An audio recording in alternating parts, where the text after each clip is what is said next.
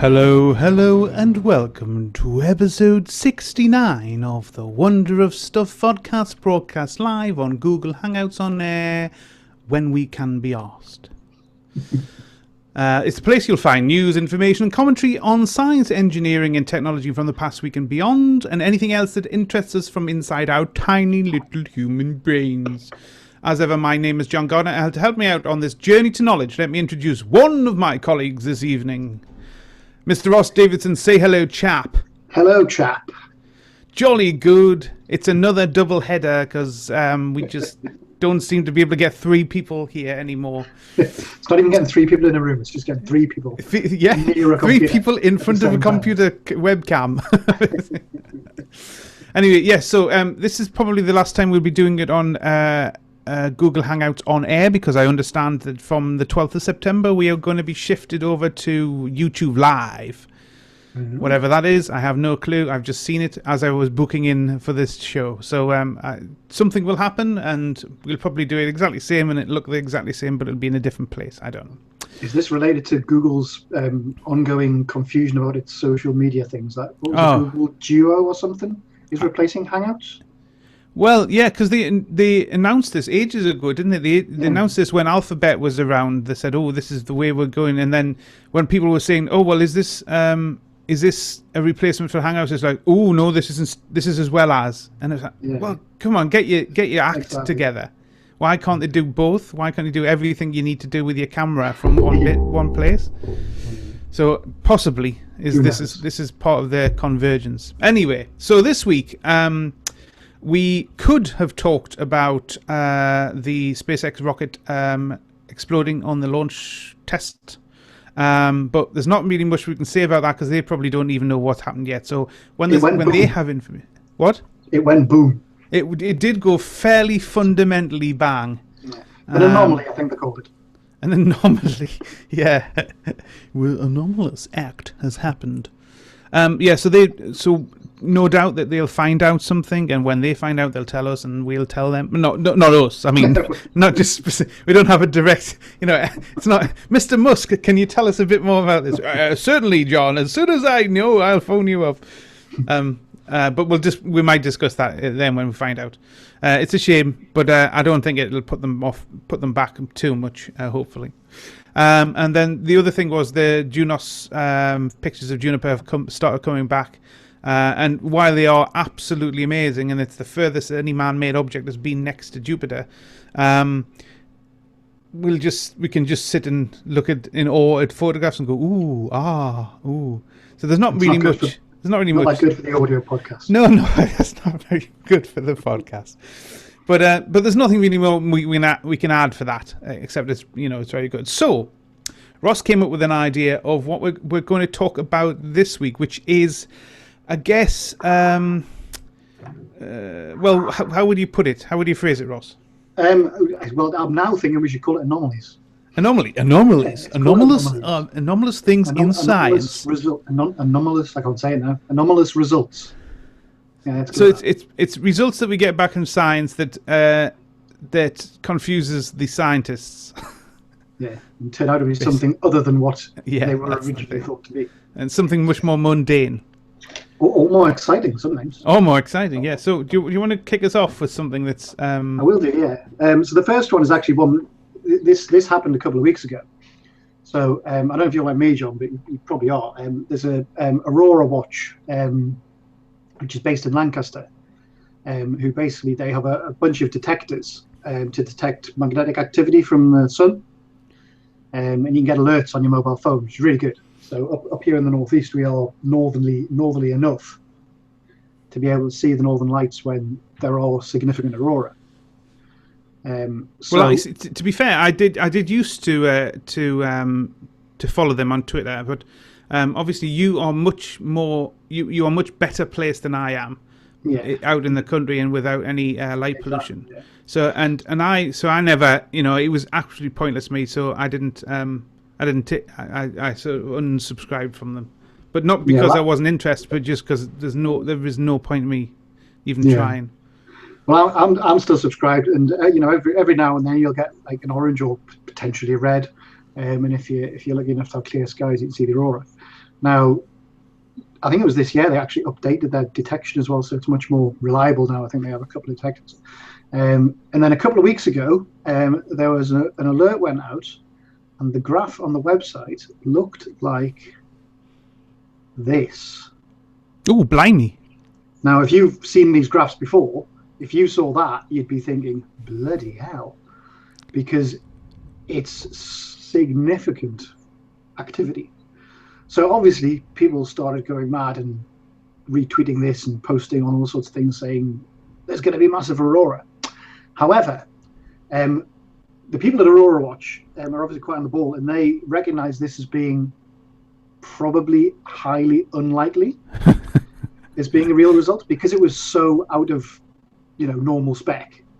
They actually, within a couple of hours, I think they posted a message saying this is probably a false alarm. So is this? So do they only have one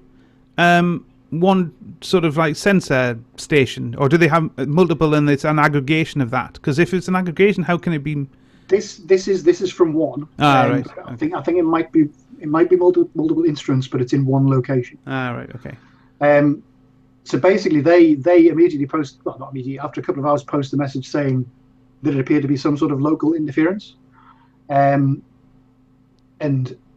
they were going to look into it. They were wondering whether it was potentially some metallic object being placed close to their instrument or something, which could set it off.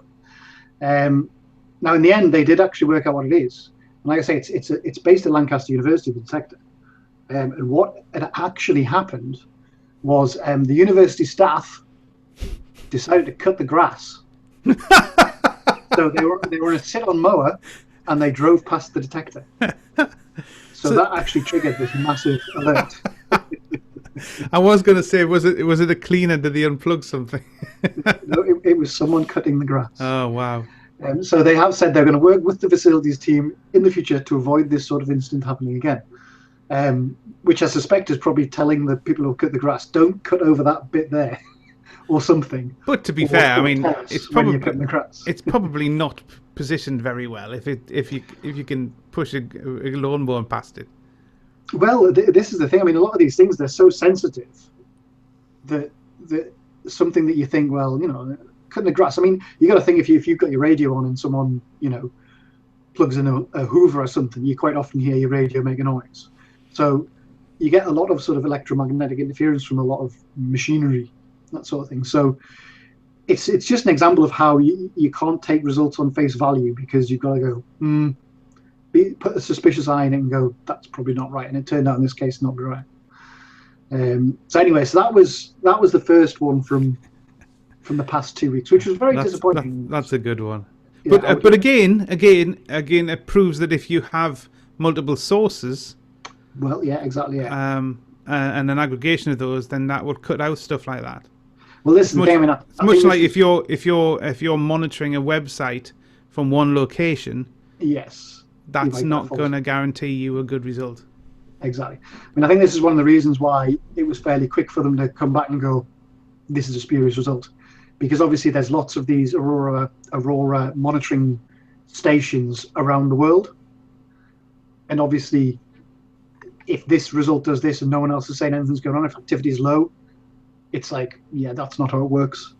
But obviously what they need to do is identify what the cause of the false reading is, to be able to then discount that in the future and not have these false positives. So it's useful information working out that it was the university lawnmower. Yes, indeed. So, but I mean, this is not the first, is it? It's not the first. No, the other one I was going to talk about was actually this actually went on for about 17 years before they worked out what was going on, and this was a radio telescope in Australia called the Parkes Radio Telescope, and in 1998 they discovered a new kind of signal. And basically, this was a radio signal which was a really short burst at a very specific frequency. And it was very intermittent and only happened occasionally. Now, because of the frequency and because of the short burst of it, they actually did fairly quickly decide it was a relatively local signal. but they assumed it to be atmospheric. So what they actually thought was it was going to be some sort of interference caused by lightning, perhaps, or some other sort of atmospheric phenomena that was undiscovered. And they gave it a name. They called it a periton, which apparently was a mythical creature by novelist George Louis Borg. Of course it was. Yeah. So they were given a name, and they continued studying these. Alarm bells did start ringing when they turned out to be the only place in the world that ever discovered these for those 17 years. So again, you start thinking, yeah, it's only happening here. What's going on? And it only happened once or twice a year. So it was very intermittent. However, on the 1st of January in 2000, I think it was 2015, they actually installed a new receiver at the radio telescope specifically to try and monitor interference. And what that actually detected was lots of strong signals at 2.4 gigahertz, which is the exact microwave of a microwave oven. Yes. So they tested the microwave oven, and it didn't really show much. So that puzzled them for a bit longer. But then they worked out exactly what it was.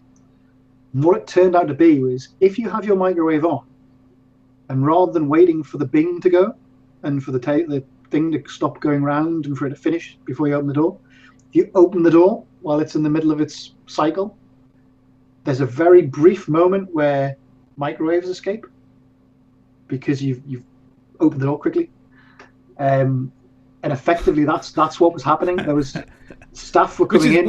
I have to say, which is why I never open the door like that. I always pause it and then open the door, because then the uselessness of the Faraday cage, or usefulness of the Faraday cage, disappears. So basically, they were opening the door before it finished.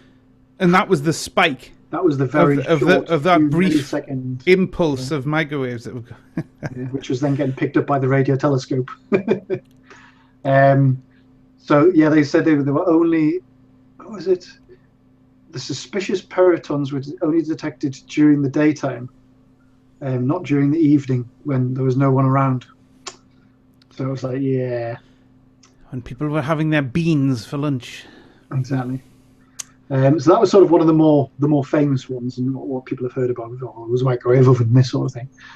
But there's been other ones as well. There was one in 1967 at the Haute Province Observatory, where they discovered something which they labelled a potassium flare star, which is a new type of star and this sort of thing. But they eventually concluded that the observations were probably caused by people striking matches in the vicinity. So, okay. Apparently, it was an optical observatory, and I think there was people lighting their cigarettes in the room. There's one. Yeah, and then as soon as everybody was issued with a Bic lighter, then that disappeared. Yeah. So anyway, so there are a few examples, and then what we were going to talk about as well was something that probably will turn out to be a false reading, and this is actually from this year, a telescope in Russia.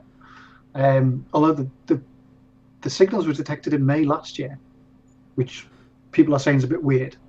So there's a Russian radio telescope that's found some very strong signals from a certain area of the sky. Somewhere, where is it? A star called HD 16595. So basically, there's some very strong observations from there. This is interesting, because there's a possible correlation to what happened in 1977 with the WoS signal. Now, if anybody doesn't know this, it's a famous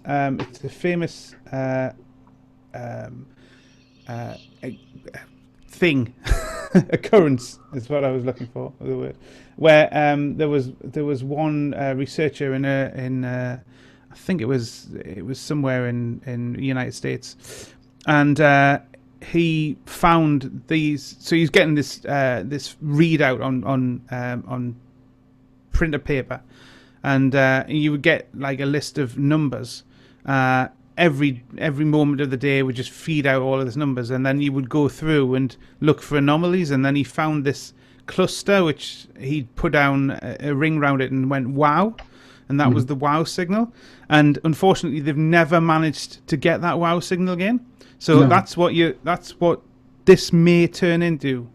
I mean, it was highlighted with the SETI Institute to sort of like, there's a potential, external artificially generated signal, but like I say, it took them over a year to tell them about it, which is not normal. Usually if it's going to be a candidate for people going, ooh, this is interesting, you want as many people trying to immediately from different places immediately.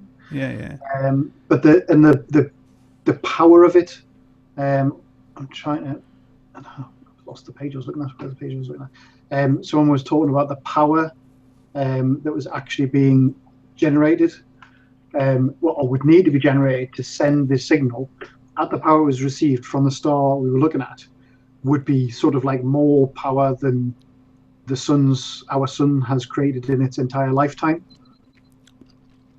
It's like so it's like unlikely that it's coming from the star, but they don't know that yet. So at the moment they're sort of they're working, well, they're going to discount as much as they can from local, but what they think is it's probably going to be something like interference from, I don't know, electrical wiring or something, again, local. Right. But it is a candidate ongoing at the moment where we're going to find out what it, well, hopefully we'll find out what it is. It's one way or the other. On the just because we touched on the wow signal, there is a guy who's actually reckons he's got a hypothesis of what that actually was, and that is he reckons there was two suspicious looking comets in the area at the time. Unfortunately, he can't get he can't book into a radio telescope to find this out. But he's got a hypothesis, and he's got a crowdfunding GoFundMe campaign to try and. Well, I thought it was purchase time on a radio telescope, but he actually wants to buy a radio telescope. That's going to have to be a big crowdfunding. Well, he says $13,000. I don't know. Anyway, so he wants to be fully funded in May. That would be that's this year. Sorry. So I don't know whether he has been fully funded, but he was going to put this hypothesis in place anyway. So again, it's turned out to be something else, or it's possibly going to turn out to be something else. I mean, other things that the thing that the Russian one could be a passing satellite. So if you think like a sort of a satellite just passing in your line of sight, could be something that's sort of like so spurious that it's going to cause some weird results. But you would have thought they'd know where all the satellites were. But I don't know. Well, yeah. I mean, I think as well it's the things that you can immediately discount are things like pulsars as well, which have a definitive flashing effect. The whole point of it being called a pulsar, obviously, is this flashing, this rotational flashing effect. So you would be able to see that because it'd be repetitive and ongoing. So when you see things that are literally just, there's a spike and I'm never going to show you it again, you naturally look at, well, something happened at that point. Now, it may be extraterrestrials trying to get messages to us, or it may be, like we've just seen, somebody having some dinner, or striking a light on a cigarette, or mowing the lawn. I mean, hopefully we'll find out something. Like I say, the SETI Institute have got something called the Allen Telescope Array, which is basically now pointing in the direction of that star. And it was pointing there. They pointed down on August 28th. So it's basically been looking since August 28th, but they've not found anything yet. But they're going to cover the sort of full range of frequencies. So try and hopefully do a full spread, I suppose, and see what's happening, and then monitor it. The only official thing they'll say is without could Could it be another society sending a signal our way? Of course, that's possible. However, there are many other plausible explanations, including terrestrial interference. Without confirmation of this, we can only say that it's interesting. So the official scientific line on this signal is that it's interesting, which... Let's underplay it, lads. Well, yeah, you never know. So on the back of this, I thought I'd sort of widen it a little bit. And this is... so we've got ones that have been misinterpreted, or results that are unexplained but have a very prosaic, normal resolution. But there's also other things in science where the results have been incorrectly described. Let's just say. So there's this one. You might remember this one. Well, you might remember it. Back in 1989. Now I do remember this being shouted about. It was on all the news channels, and there was two chemists from the University of Utah who had basically just they maybe shouldn't have gone so big with the press conference and stuff, but they basically said that they'd solved the world's energy problems, and they've created nuclear fusion on using a tabletop reactor. Mm-hmm. And they did it. They said they did it by electrolyzing deuterium, that sort of heavy water, where the electrodes are made of palladium and platinum, and basically they said that the deuterium nuclei were squeezed closely together on the palladium cathode, and that they fused, releasing energy, and that was your fusion. Unfortunately, nobody else has been able to reciprocate prove this by reproduce is the word. I'm not very good on words tonight. Reproduce this experiment, and that's right away from 1989. So we're 30 years now, nearly. So are those scientists still around and still claiming that their results were positive? And what's their current take on it if no one else has been able to do it? Yeah, I don't actually know if they're around. Basically, they said that there's another scientist who basically says if what they were postulating was true, and they had duplicated the source of the sun's energy in a test tube, which is essentially what they're saying they did. The problem is that nobody else has been able to produce their results, and not for lack of trying, because everybody has tried. Obviously, it would be brilliant. There's always some guy willing to say, okay, we found something that works, but it only works once in a while. We're not going to show it. We're not going to show it to you because we're worried you'll steal the patent rights. Exactly. It only works when we're doing it, when someone else watches. Actually, there was another thing that I think we covered a while ago about how there was some guy who'd said that he could power cars from water. But has never shown anybody, and has since died. Right. There'll be a conspiracy theory. That's interesting. So that's one of the ones where basically, we kind of have to give them the benefit of the doubt and say that they made a mistake in their experiment somewhere. But something happened, but it wasn't what they thought it was. Yeah, and they wrote it up, and it was not caught. But there's also things like what else have we got? We've got ones that things like this is just half-baked interpretations of scientific data. So sort of statistics, issues with statistics. I mean, we've covered this before, but things like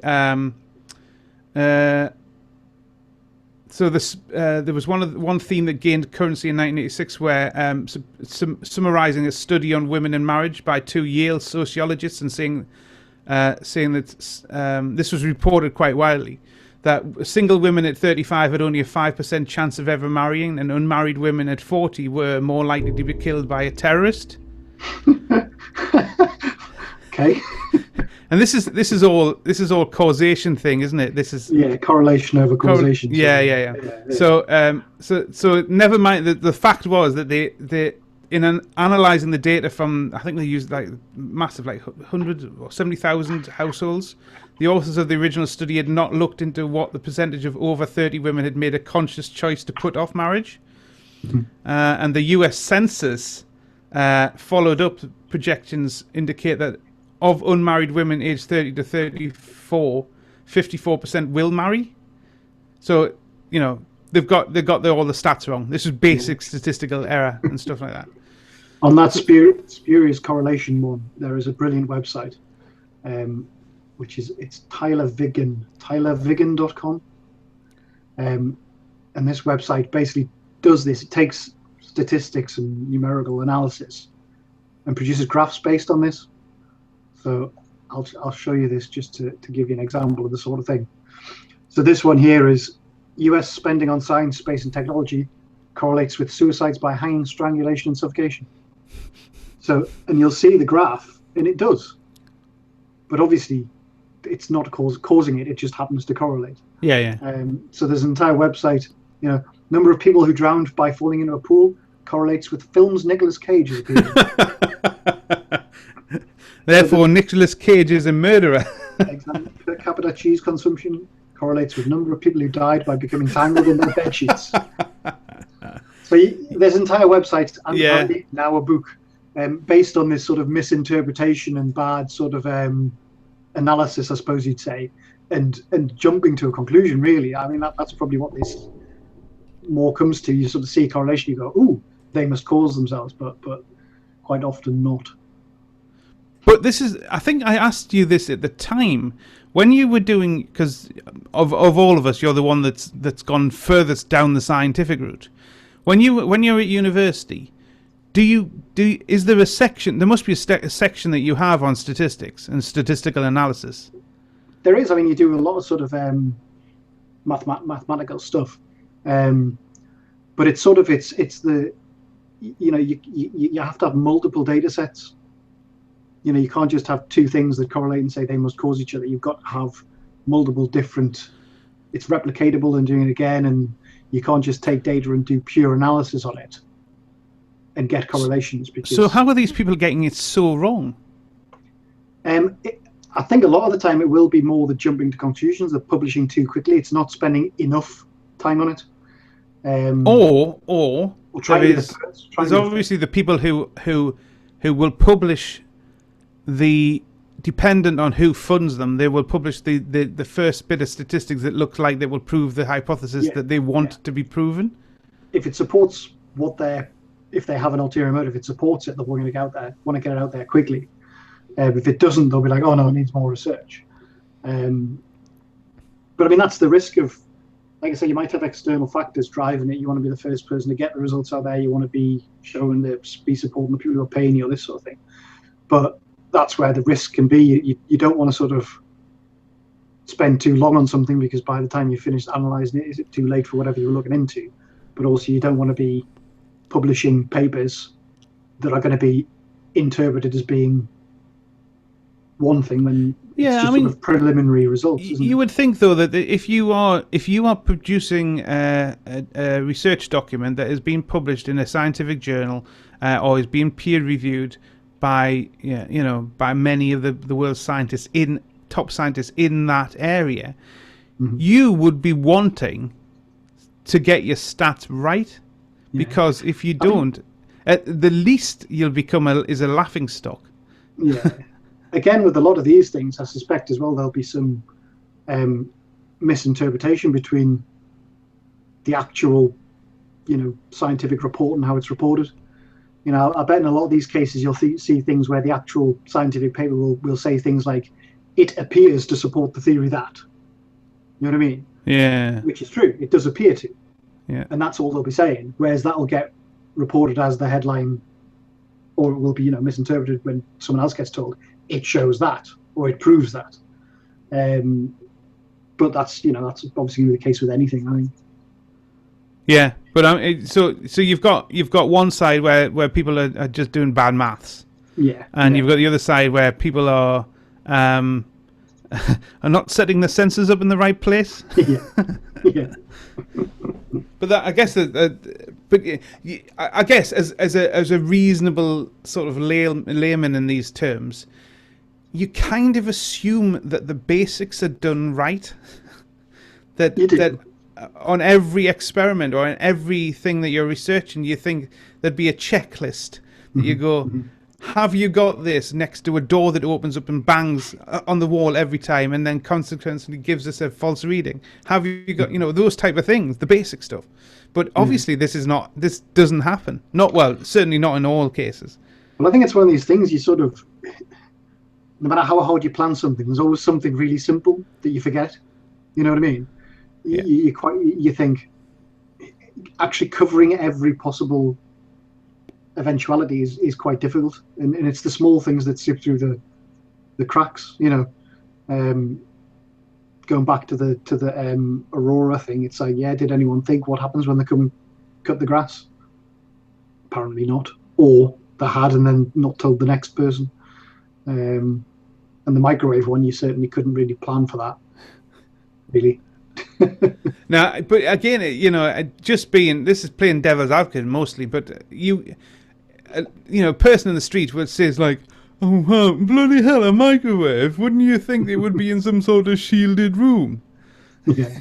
And you would. But shielded rooms cost money. Yeah, there is actually a new telescope being built at the moment in Australia, which is called the Australian Square Kilometre Array Pathfinder, which I imagine is an array of telescopes over a square kilometre by the name. Wow. And that's being built. That's where you have a master's degree, Ross. They're calling that the quietest site on Earth to do astronomy. So basically, they've actually banned. There's no mobile phone, there's no radio station, there's no Wi-Fi. They've got rid of all of these sort of potential sources of interference. Apart from kangaroos. But that's it said it was going to be completed this year, so I don't know whether it's completed. To be fair, if you're going to build something somewhere, plonk it in the middle of Australia, where quite frankly there is bugger all. Yeah. It's why there's a lot of is it the Hawaiian Islands where they have a lot of. Yeah, I was just going to say this. That there is a telescope right up the top of a mountain in Hawaii where basically there is no pollution, no light pollution, no radio pollution, or anything like that.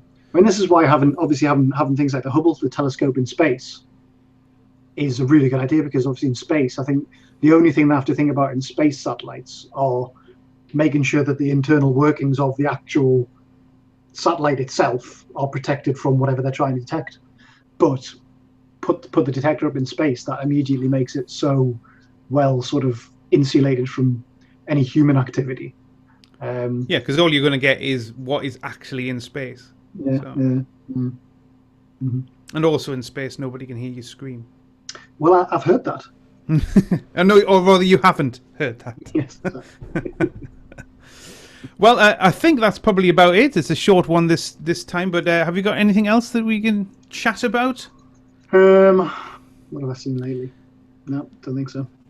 I mean, there is the Jupiter Junos thing, and the fact that now they realise how bloody huge Jupiter is.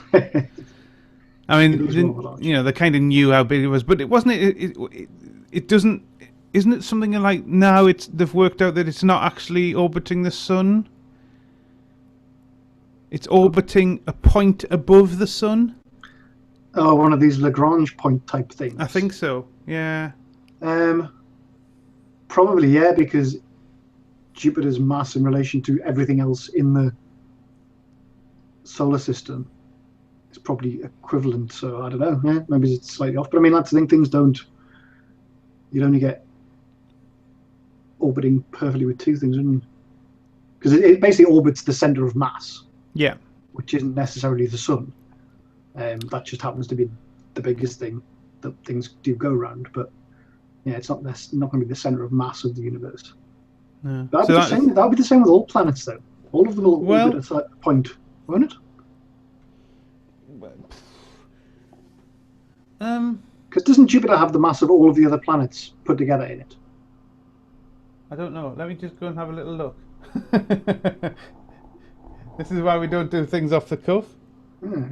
Jupiter not orbiting We've got intermission music. Dun, Yeah. dun, dun, dun, And I've got a dun, potter's dun. wheel coming on. Jupiter's no. Ah, there you go. There you go. What does that say?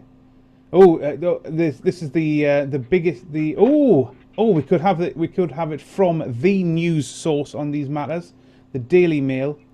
Oh, brilliant. Let's see what the Daily Mail says.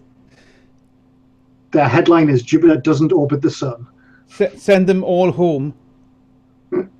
Yeah, it is. Jupiter doesn't, in capitals, orbit the sun. You may have thought that all the planets in our solar system revolve around the sun, but for some, it isn't quite so simple. Dum dum dum. And more than 300 times the size of Earth, Jupiter has a unique orbit around a point just beyond the sun's surface, rather than at the center of the star itself. And there's nothing really. Jupiter, the fifth planet from the sun, has a mass as 2.5 times the sum of all of the other planets in the solar system, according to the planets and all the suns. So that's what it is. Yeah. So it's the what's called the barycenter. So basically, because of Jupiter's, whenever anything's orbiting around the sun, you're not actually orbiting around the center of the sun. You're orbiting around the center of the sort of the central point of the mass between them. And what it is, essentially not the core of the sun. It's not the core of the sun. It's the point of the gravitational center of it. So you've got the sun here, things orbit around it, and that sort of causes the sun to have a little bit of a movement as well, because that has a little orbit. But for everything else, they're so small that point is within the size of the sun. Yeah. So it orbits around the sun because the center point is within the sun. What they're saying with Jupiter is that it's so big that point is actually outside the sun, I think. Fair enough. Yeah. But it still orbits the sun. It's just the center of the orbit. Yeah, the barycenter of Jupiter and the sun is a bit further from the sun's center. Not that we're going to worry about it, quite frankly, though. Well, exactly. There's an animation. Oh. I'll share. Hold on. I'll share. There we are. This explains it all in one Oh, yeah. There you go. Who needs words? That's just been done on a bloody BBC B. It is. It's elite. It's elite. It's elite. That is somebody who knocked it up over his lunch break, isn't it? That's brilliant. It hasn't even got anti-aliasing on. Yeah. Oh, well, that's cleared us up. Thanks very much, Daily Mail. Anyway, I think that's probably all we can say on the matter. Hopefully the next one we do...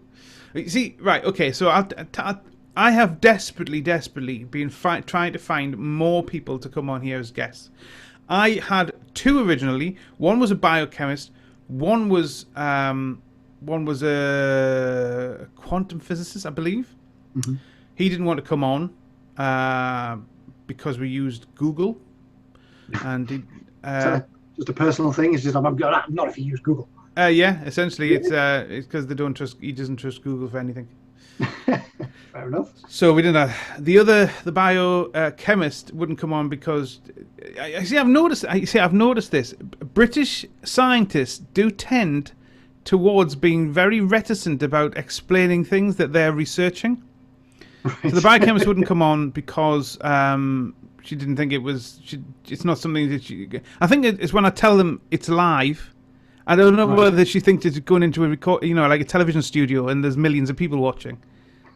I could give them the graph of how many people actually watch the average episode. Yeah. I'm sure that would put our nerves to rest. But so that was the second one, and then there's another one who I emailed, who by all accounts was genuinely really interested about coming on and discuss something about his research project, and I think he works for the research part of the NHS. So I sent him an email and said, why don't you have a look at some of the stuff that we do and see if you want to come on? Not heard a thing back.